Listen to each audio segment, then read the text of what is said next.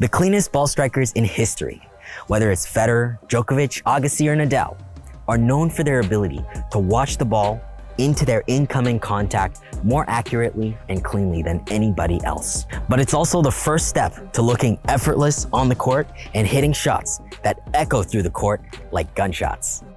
Now, the question is watching the ball actually a trainable skill, or do we need to be blessed by the heavens with a godlike pair of eyeballs? I mean, don't get me wrong, some of it is talent. I mean, just look at Federer's pair of eyeballs. They're just marvelous. Jokes aside, while there is some natural ability involved, reading the ball is not just a learnable skill. It's one of the most important skills to learn in tennis. In his autobiography, Nadal once said, "Every shot is different. From the moment the ball is in motion, it comes at you at an infinite number of angles and speeds." And he's exactly right. Every time your opponent hits the ball is coming at you with a different mixture of speed, spin, height, direction, and depth. Now the problem is, to the untrained eye, all of this complexity looks like just a mumbo jumbo of random chaos. And ultimately, it causes many rec players to miss a majority of their shots with shanks and forced errors. So today, you're gonna learn how to read the ball, your opponent, and their shots like an open book, so that you can stop feeling late, achieve a cleaner contact, and start hitting your shots with confidence. Let's go. Let's start with one of the most common tennis doctrines that we probably hear on the court. Keep your eye on the ball. Every coach and their student's friend and their uncle's dog talks about this. But what does it really mean? The problem is, watching the ball can mean a lot of different things to a lot of different people depending on who you ask. And this vagueness makes it one of the most misunderstood things in tennis. We also don't give our eyes as much credit as they need in the role of tennis. I mean, just wait until the lights go down and it gets to 7 p.m. and all of a sudden you're missing all these balls wondering what's going on. And it kind of makes sense. The role of the eyes and vision in tennis is incredibly complex, which did make it hard to write this video, by the way. So to truly master the upcoming steps in this video, we first need to get a fundamental understanding of exactly how our eyes track moving objects in general. But for those of you who want to skip straight to the key steps, you can use this time code right here. First, the detail and processing speed of your vision is actually going to depend on the different degrees of eyesight that we're talking about. So let's start with sharp focus. Generally, we have about 2 degrees of sharp focus when the light actually hits the little tiny concave in your eye called the fovea. Now, imagine if you're staring out into the distance and you're looking at a piece of furniture or your neighbor, although that is a bit creepy, or if you're trying to read small letters in the distance. H4 M potato shape, coffee mug shape. Basically, we need to eliminate the external information and sharpen our focus to actually be able to track and recognize these objects. Now, from sharp focus, we have something a little bit outside of this called the field of vision. Now, in this range here, things start to probably get a little bit blurry, but you can still detect shape, color, and movement. And further outside of that, we have what we call the peripheral vision. Now, by this point, we can't really detect much besides movement, so it's almost like viewing a very low quality video. So this is where things start to get complicated in tennis. When we're watching the ball, which degree of vision are we actually talking about here? Are we purely focused on the 2 degrees of narrow vision throughout the entire shot? Well, let's talk about that. On top of all this, there are many movements that the eyes can actually perform, so it's going to be important to break these down as well. Some of these motions are going to be conscious, others are going to be less conscious. So let's take, for example, your pupils starting to dilate when it's adjusting to the darkness. That's a subconscious action. But something like looking left to right is a little bit more in our control. So for the sake of simplicity, we're going to be breaking down these motions into 4 primary movements. The first are called saccades. These are rapid, ballistic movements of the eyes that abruptly change the point of fixation. This basically happens when you're switching your focus from one object in the distance to another. Next, we have something called smooth pursuit. These are slower tracking movements of the eyes designed to keep a moving stimulus on the fovea. This is what you typically use when you're, staring outside the window and watching a train move in the distance. The third movement is called a convergence movement.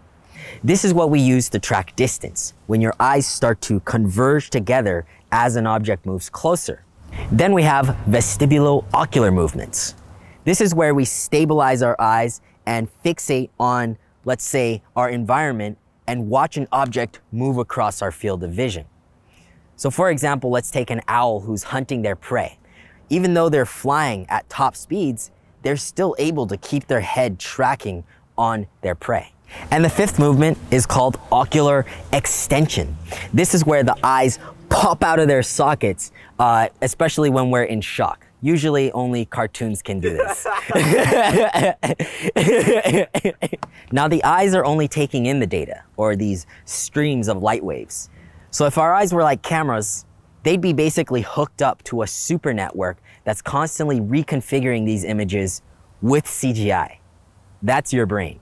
You see, your brain is constantly interpreting the world around you. And a lot of these constructions of images are based on pattern recognition.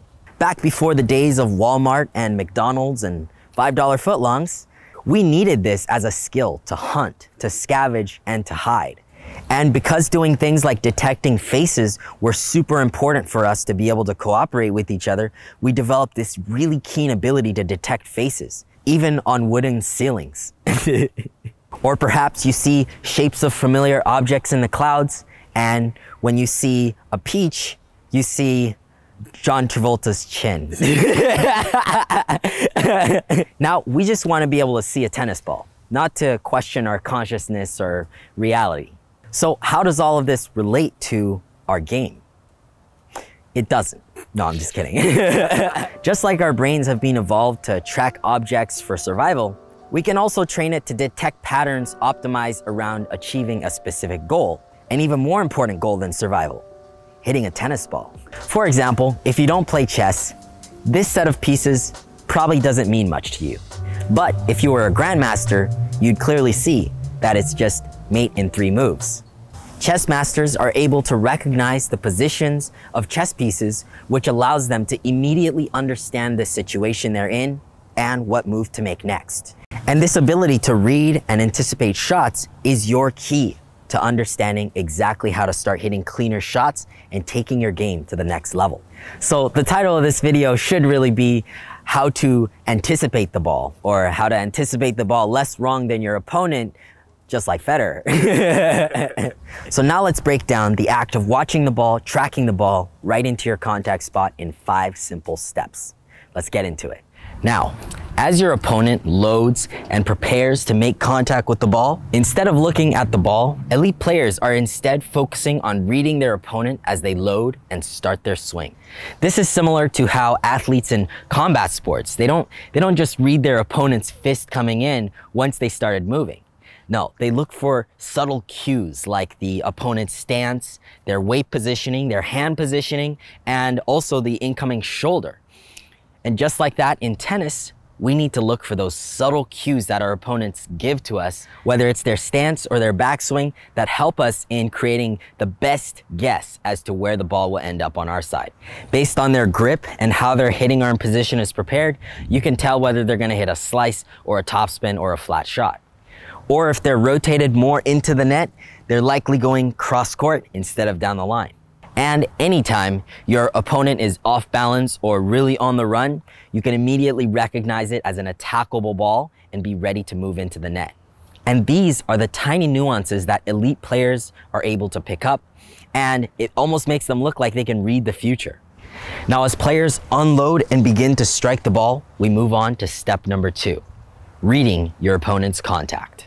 The best players are able to read and anticipate the ball's location faster and more accurately than everyone else. And this ability to quickly anticipate where the ball is going is a crucial skill in not just tennis, but pretty much all sports that require hand-eye or foot-eye coordination. We all know football legend Cristiano Ronaldo. Now in 2016, a group of scientists put Ronaldo into a room and gave him a challenge. Someone would toss a soccer ball into the field and Ronaldo would start moving up to kick the ball. But there was a slight twist. Right after the ball's initial flight, they switched the lights off, cutting out his vision entirely.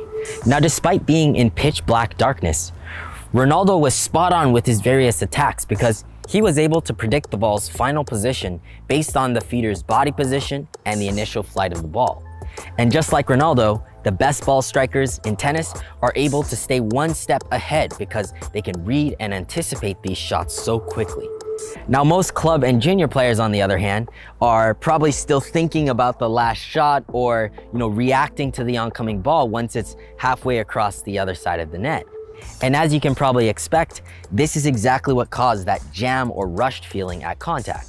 So next time, as your opponents begin hitting the ball, instead of merely reacting to what you see, try to proactively predict the general area of where the ball will end up on your side.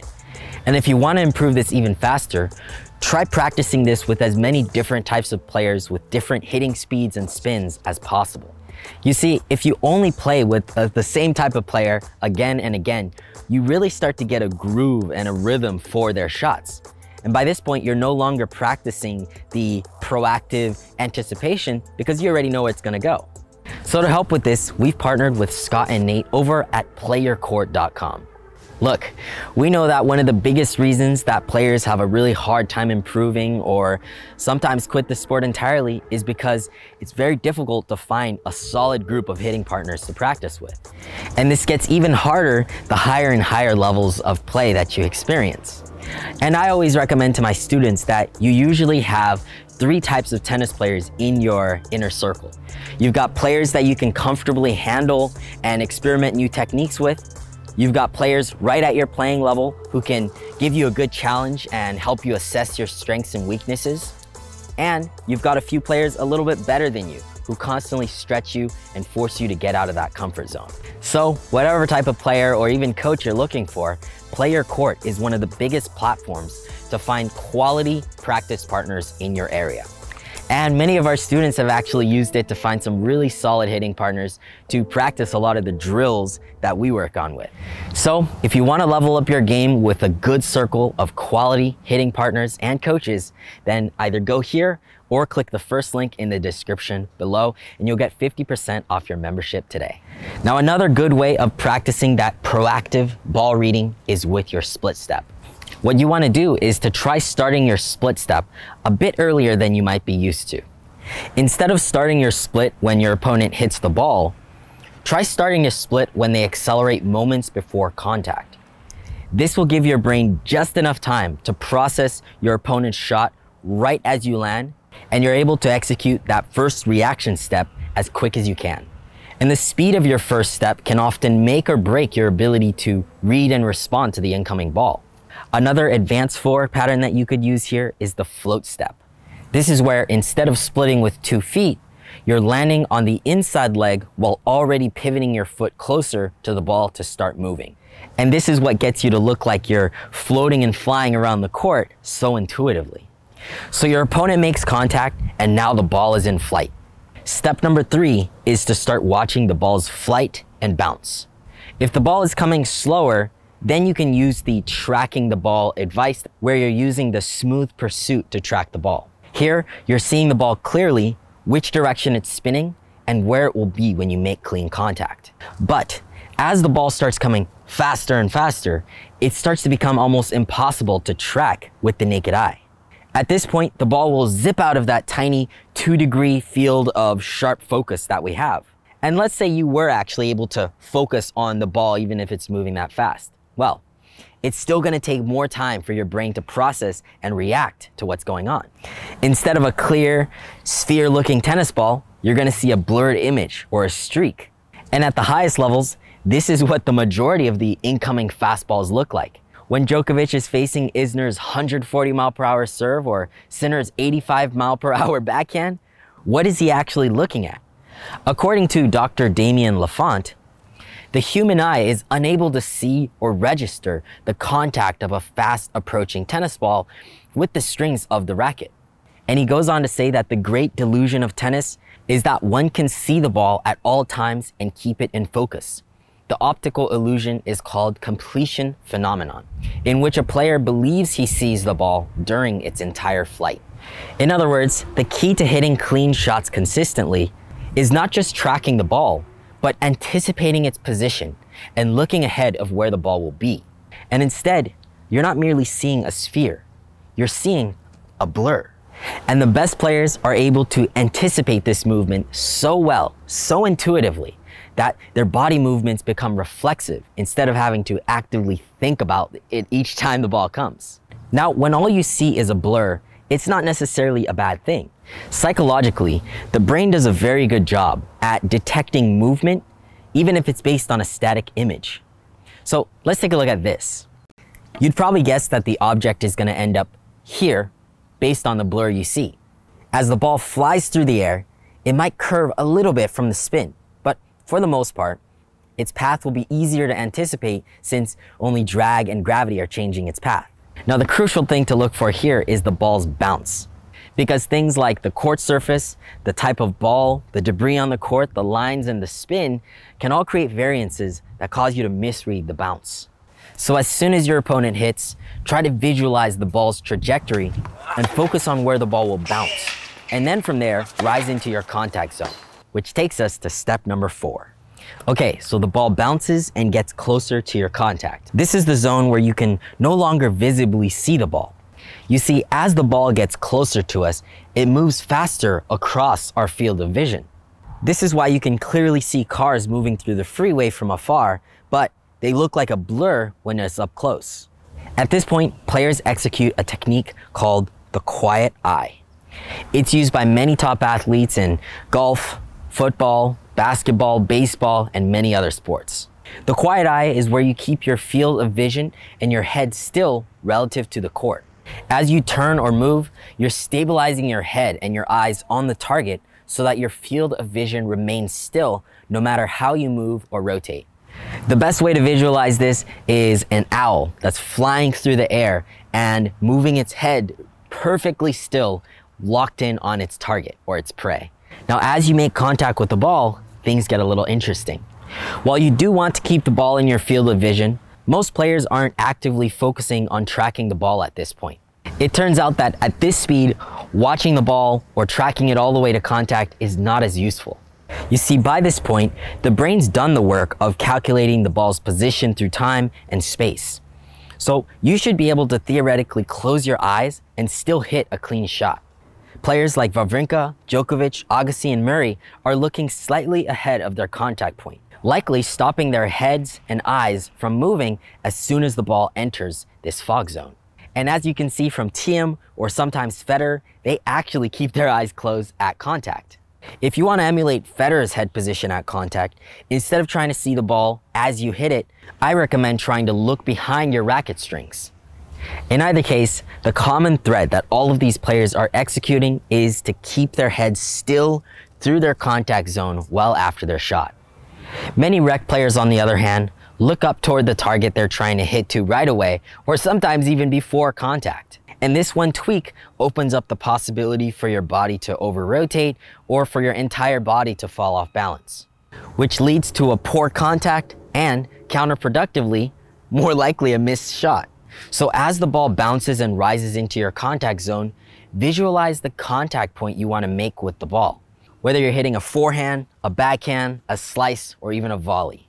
And tied to that is step number 5, mastering your proprioception. This is the perception or awareness of the position and movement of your body. As the ball gets closer to you, this is where you want to start focusing more inward. Now, this sounds spiritual, but I promise it works. You want to focus on how your contact should feel and look like. So next time you're hitting with your opponent, let's say you're trying to make contact with the ball, and here I want you to put all of your attention into how comfortable or how clean your contact feels. And if you've got your head and body stable and on balance, you'll be able to feel your hitting arm and racket a lot better.